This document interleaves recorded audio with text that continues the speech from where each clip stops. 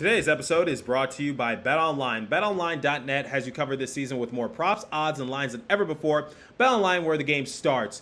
Jonathan Bernier is back already for New Jersey Devils, and also Jesper Bratt says he's committed long-term for the Devils organization. However, I'm not really convinced he is at this point just yet. What do I mean by that? We have a lot to talk about in today's episode of Locked On Devils. Buckle up, everybody.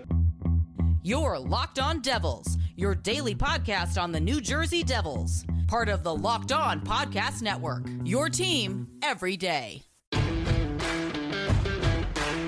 Hi, this is Bryce Salvador, and you're Locked On Devils with Trey Matthews. Scores! Oh, Stevens stepped up, nailed it. Brodor's got the puck. What a shot. The Devils win the Stanley Cup. Alrighty now, what is up, New Jersey? Welcome back to the Locked On Devils podcast here on the Locked On Network. I'm your host, college hockey play-by-play announcer, and also Devils writer for Pucks and Pitchforks, Trey Matthews. My apologies for not doing a video. This is going to be an audio-only episode because unfortunately, the site that I use to record my episodes on, something's wrong with it. It's freezing every time I try to enter into it. So today, once again, is going to be an audio-only episode. Now, there's a lot to talk about because the New Jersey Devils Training Camp Media Day is well underway in preparation for our first scrimmage against the Montreal Canadiens in just a few days. Now, there's a lot to take away. So we could talk about Andre Palat sticking around with Lindy Ruff, trying to get used to the system, and that's really what I want to see from our veteran leaders. We could talk about Jonathan Bernier suiting up in some of the scrimmages and some of the concerns I have in regards to that. We could talk about Andre Palat gifting Dawson Mercer a watch, so that way Dawson Mercer could relinquish his number 18, so that way Andre Palat could wear, because that's the number he's been wearing for the entirety of his career.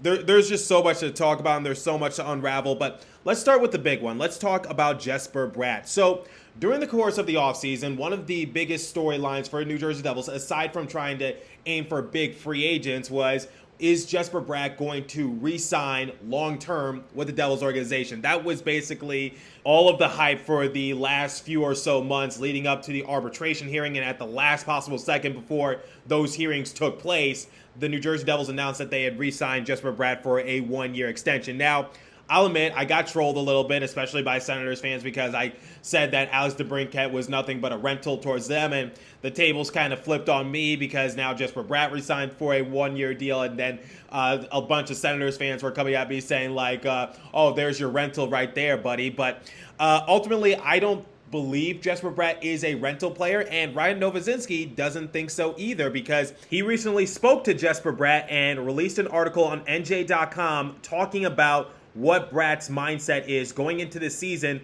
and where does he want to play going forward. Well, according to Ryan Novozinsky, once again, in his own words, Jesper Bratt is committed to the New Jersey Devils for a very long time. And to quote Jesper Bratt, he said, "The contract brought us one more year to negotiate something else. I'm excited to get out there and prove that I deserve to be here for a long time." So I think I also saw something else in regards to how the negotiations took place over the summer, and basically Jesper Bratt left it up to his agent to try to get him an extension worked out. And it goes back to what I was saying in regards to the contract dispute between the Devils and Bratt's camp, which was, I believe that it was mostly Bratt's agent that was holding out on the New Jersey Devils because he saw players like Brock Boeser, Kevin Fiala get lengthy and, somewhat decent deals, and he wanted the same for his client because Jesper Bratt put up similar numbers to someone like Kevin Fiala. So he was basically saying, like, cough up the money, and the New Jersey Devils were like, he had one good season, he needs to go out there and prove it again, so that way we're more committed to him. And there was this whole standstill ordeal. You guys get the gist of it. But ultimately, my initial reaction to Jesper Bratt saying he wants to remain with the Devils organization for a long time, I think it's honestly the worst kept secret in New Jersey, just because Jesper Bratt appeared on Speak of the Devil podcast back in May or June, and he said that he was committed to playing with the New Jersey Devils for a good while. They just had to work out the contract. So I knew for a long time that was Jesper Bratt's mindset. I think the arbitration hearing, or the potential for an arbitration hearing, didn't really affect things too much. But my thing is, and this is not to discredit Ryan Novozinsky, I get that this is coming from, word of mouth from Jesper Bratt, but a lot can happen in a year. So I'm not on board with saying that Jesper Bratt is going to remain with the Devils organization for a long time because he says that this gives him another year to work out the contract. Now, I'm not trying to be pessimistic. I'm not trying to, put some anguish in your heads. But I'm just saying in this regards, like, what can happen in a year? What if the New Jersey Devils take 5 steps backwards? What if there's in-house fighting? What if there's a lot of drama? There's a lot of things that could potentially go wrong for the New Jersey Devils because we're right now on the brink of either competing for a wild card or going back to the lottery. It's one of those two things. So, and if Jesper Bratt shows out, you best believe there's going to be a lot of teams, and I use the example of birds on a wire. They're going to be eyeing that target, and that's Jesper Bratt. So when I was trolling the Ottawa Senators, they're a team that could potentially sign Jesper Bratt just because Bratt kind of falls under the radar. He puts up very good production, and maybe he'll come a little cheaper compared to, other free agents. And I get that Jesper Bratt is a restricted free agent. So not trying to be pessimistic once again. I'm just more of a wait and see because a lot can happen in a year, and I'm certainly not sidekick. Jesper Bratt's not sidekick. This is going to be a long season, whether it's good or bad. Game 1 through 82, there's going to be a lot of process to be done. And I really hope that the New Jersey Devils are trying to work out a deal with Jesper Bratt. And when the media spoke to Tom Fitzgerald, Fitzgerald also backed up the claims of, trying to work out an extension with Jesper Bratt. So I think they're definitely trying to get on that. But my overall thing, once again, is just like, I'm glad that Jesper Bratt is still committed to the New Jersey Devils. But look, this is a verbal commitment. This is not pen on paper. So unless Jesper Bratt signs his signature on the dotted line and it specifically says Jesper Bratt has re-signed with the New Jersey Devils for another 3, 5, 7, 8, whatever the case might be, years, and he is going to be with the New Jersey Devils organization for a long time, because a verbal commitment can be rescinded way quicker than a contract that was signed by a pen. So I'm just saying in that regards, I'm not trying to be pessimistic. I'm not saying this season is going to be a disaster for the New Jersey Devils. It's just like you got to consider every single outcome. And I love Jesper Bratt, but I know he's going to be a hot commodity. And I know that a lot of people are going to be eyeing him. I know he's a restricted free agent, so it makes it a little easier for the New Jersey Devils. But my overall thing is like, I'm just going to wait to see what happens with Jesper Bratt. Hopefully the season goes well. Hopefully he goes off. Hopefully they get a deal in the works. And quite honestly, if Jesper Bratt does repeat what he did last year or improves upon it, which I believe he can do, is named an all-star, and would consider that his breakout year like I've talked about in a previous episode, then Tom Fitzgerald, you got to cough up the money for Jesper Bratt because he is a part of our baby big three. We need him, Nico Hischier, and the leader, Jack Hughes, to take this organization to the next level. They are definitely going to be what drives the engine moving forward for the New Jersey Devils. So, yeah, that's my overall 2-cent opinion on the Jesper Bratt situation. I'm glad that Jesper Bratt is right now in a good place with the New Jersey Devils. I'm glad that there's no hard feelings, and I get that this was probably mostly on his agent for being a little too greedy, and I think Jesper Bratt, second time around, is going to be a little more hands-on with the process. But until he signs his autograph on that dotted line, I'm not going to believe anything until it is officially official. So that's where I stand with Jesper Bratt. Looking forward to the season. And let me know what you guys think about the overall ordeal for Jesper Bratt. Now, before we continue with today's episode, I want to bring you guys the first and only live read this morning, and it comes from our friends at BetOnline. So BetOnline.net is your number one source for your football betting info this season. Find all the latest player developments, team matchups, news, podcasts, and in-depth articles and analysis on every game you can find. And as always, BetOnline remains your continued source for all your sport wagering information with live betting and up-to-minute scores for every sports team out there. The fastest and easy way to check in on all your favorite games and events, including MLB, MMA, boxing, and golf. Head to the betonline.net or use your mobile device to learn more about the trends in action. BetOnline, where the game starts. Please remember to gamble responsibly and visit our friends at Locked On Bets for all your betting needs there as well. Okay, so I've been trying to avoid this topic as much as I can, but, it is news, and I do need to talk about it as a New Jersey Devils news personality. So, as we all know, Michael McLeod is kind of in hot water right now due to the scandal that took place a few years ago when he was playing for Team Canada, and it involves sexual assault. So, I don't need to go into the details because I think everyone knows what the ordeal is like, because that was one of the big talking points going into the World Juniors Championship. But so according to Ryan Novozinski, once again, Michael McLeod says he's unable to comment on the Hockey Canada investigation. When asked to comment on the current state of hockey culture, said that was part of the investigation and he couldn't comment on that either. So here's the thing. Okay, let's break this down. Let's look at what he first said. Say he's unable to comment on the Hockey Canada investigation. That was to be expected, and quite honestly, I wouldn't be surprised if the Devils PR or his personal PR, whatever the case might be, told him, do not talk about it and don't say anything without your lawyer present, because you don't want to blow anything out of proportion. Because over the course of the summer, Michael McLeod was in hot water, because as that scandal started to come more into light, you saw some players saying, hey, I had no part of it, and they were in the clear. But then you started to not hear from some players, and unfortunately, they're on that list to be investigated. And one of those players was Michael McLeod, and he tried going off the grid because he tried not to, he couldn't be reached, and he didn't reach out to anybody else. So that was not a good look on Michael McLeod, and it raised the question, what was going to happen to Michael McLeod going into this season? So my overall stance was I didn't want to, like I said, I don't want to overstate anything, but I don't want to underestimate anything either. So I just tried my best to wait until official news came out, because I wouldn't have been surprised if Dawson Mercer was able to suit up like he's doing right now, or if the NHL was like, hey, you got to stay on the sideline, and until everything gets resolved, you're not allowed to go to the Devils practice facility. You're not allowed to suit up in a game. Wouldn't be surprised if that outcome did happen either. But ultimately, I just tried to stay out of it until I got more information. And like everyone else, I'm still trying to piece it all together myself. But in regards to Michael McLeod saying he's unable to comment on the investigation, and not trying to defend Michael McLeod, I'm not trying to do that at all, but that was pretty much to be expected, and you weren't going to get a detailed answer out of him in that regards. Now, here's something where I can't, I can't really say like, oh, I get it in this sort of way. He said when asked to comment on the current state of hockey culture, he said that was a part of the investigation, so he couldn't comment on that either.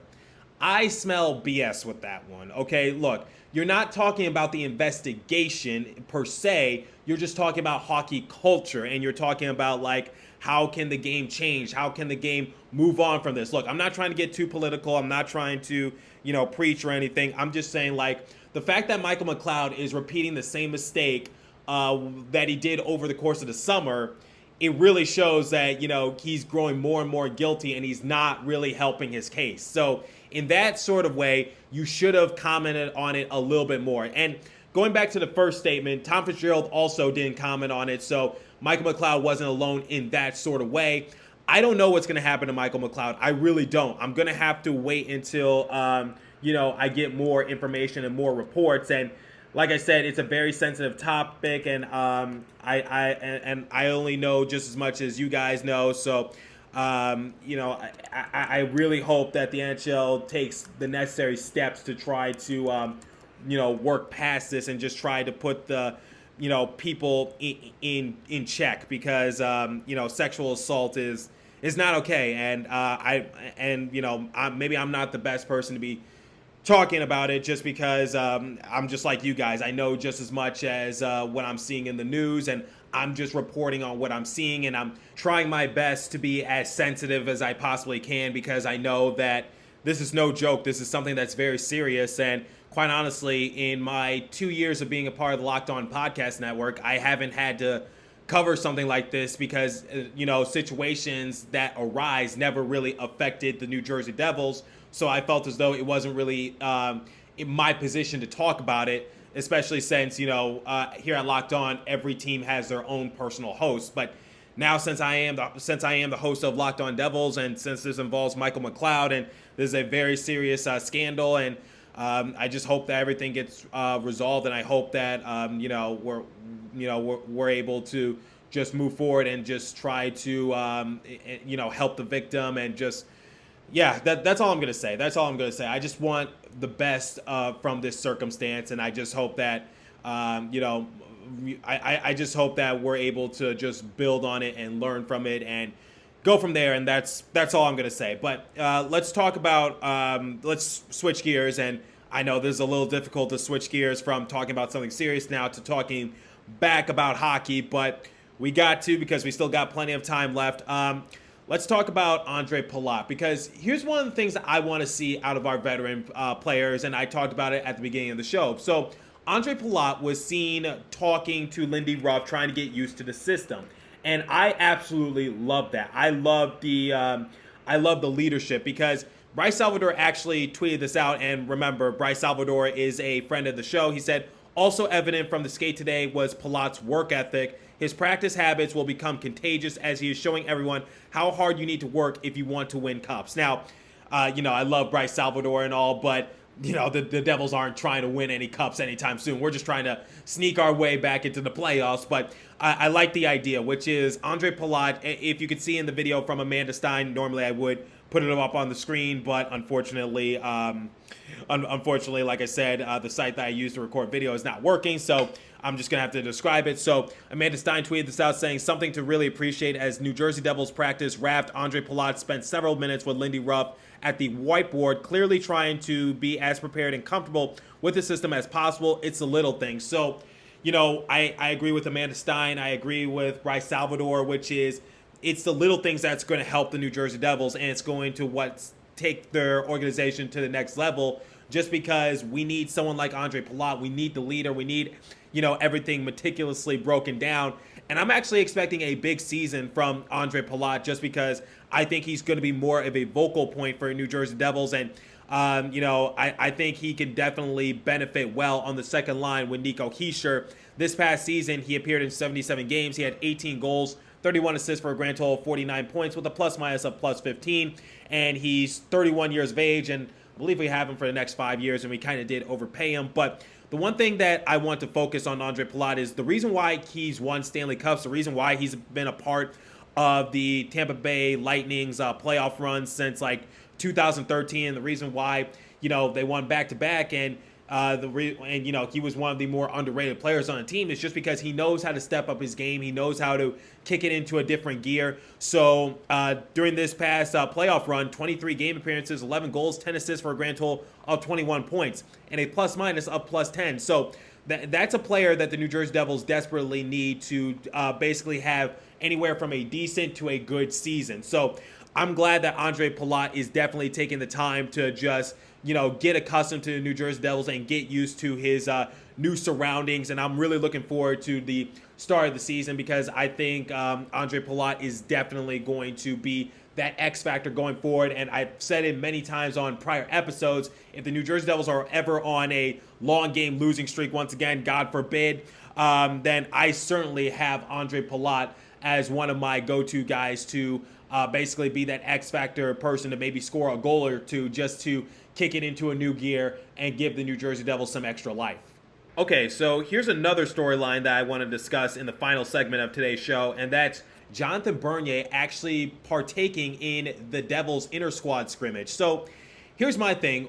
Going into this training camp, going into preseason, I did not anticipate for Jonathan Bernier to suit up at all for New Jersey Devils, because as you guys recall, Ryan Novozinski said that the New Jersey Devils won't expect Jonathan Bernier to be ready come preseason or the regular season, and then Julie Robbenheimer backed him up on that claim, saying that Jonathan Bernier won't be ready to go until Thanksgiving. And I did not anticipate to see Jonathan Bernier at all during training camp, even during a practice, just because I thought, oh, he's going to take his time to rehab. They're going to probably wait a month or two, and then he's probably going to, go back to full contact hockey once again before he does independent, whatever the case might be. I was just prepared for Jonathan Bernier to just, sit on the sideline for all of this preseason, and he's not going. I don't think he's going to suit up in any of the games, because if Ryan Novozinski and Julie Robbenheimer are correct in that aspect, which I'm 99.9% certain they are.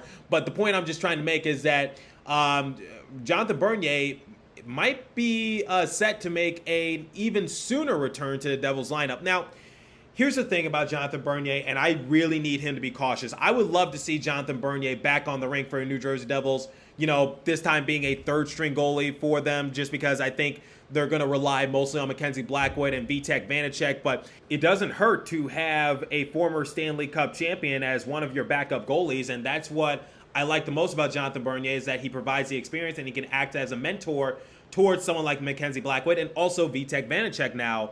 But the one warning I have for Jonathan Bernier is that there was another goalie out in Boston, and his name was Tuukka Rask, and he was coming off of injury, and he kind of rushed the process to get back, and then what happened? He decided to hang up the skates, I think a little sooner than he anticipated. So that's my overall thing for Jonathan Bernier, which is I'm glad you're back on the rink. I'm glad that you're back to, facing some sort of hockey competition, even if it is an inter-squad scrimmage between the Devils and they're not going full speed against their own players. But that's my gif about Jonathan Bernier being back on the rink. I'm excited, but do not rush it, Jonathan. Like, please don't do that. We already got two reliable goalies in Vanacek and Blackwood. We also got Nico Dawes. I think the less you ask out of him, I think he'll be decent. So he'll most likely be the third-string goalie until Jonathan Bernier is set to return.